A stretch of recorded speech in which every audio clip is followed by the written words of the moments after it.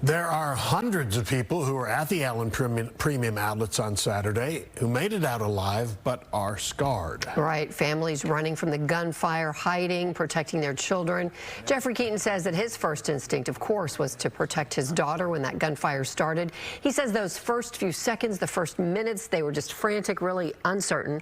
Fox 4's Rebecca Butcher shares his story from Allen. She joins us now live. Rebecca. Well, a father's love, that's what Geoffrey Keaton had on his mind when he was here at this mall during that mass shooting over the weekend. He says he's thanking God that both he and his daughter were able to walk out alive. It's crazy. Some folks ain't gonna go home today because someone didn't value their life. From the time that we learned that there was a shooter, the first thing I did was to make sure that my baby girl was secure.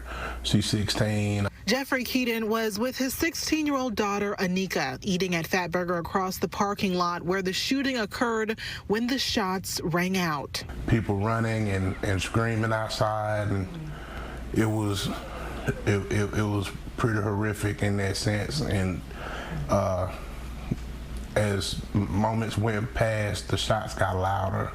And to me, that just means that the shooter or the shots were closer. It was there he sheltered in place with other customers, waiting and praying to get out alive.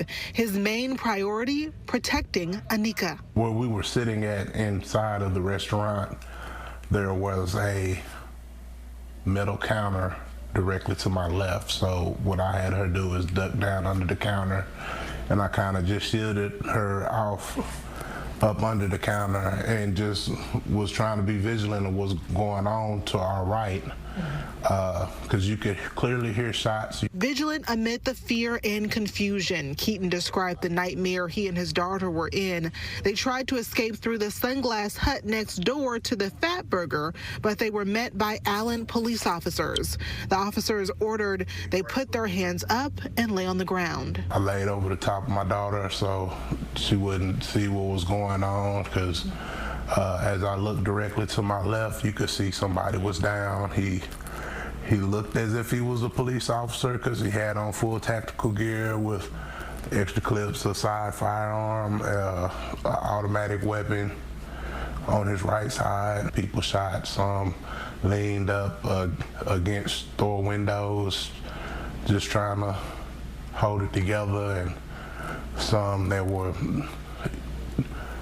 you know, not quite gone, but you could tell they were leaving. So I just prayed. Prayed. Keaton said he feels like he did everything he could do. We're here to love and live upon love and build upon love.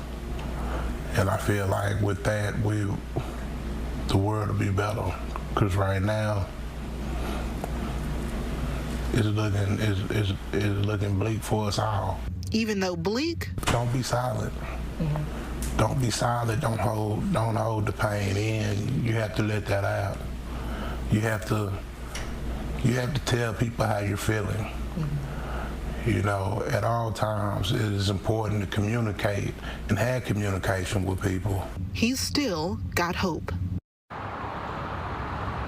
And Keaton says it's family and faith that's keeping him strong, and that what he's learned out of this whole horrific tragedy and nightmare is that it's never too late to ask for help and to never let evil get that close to your doorstep.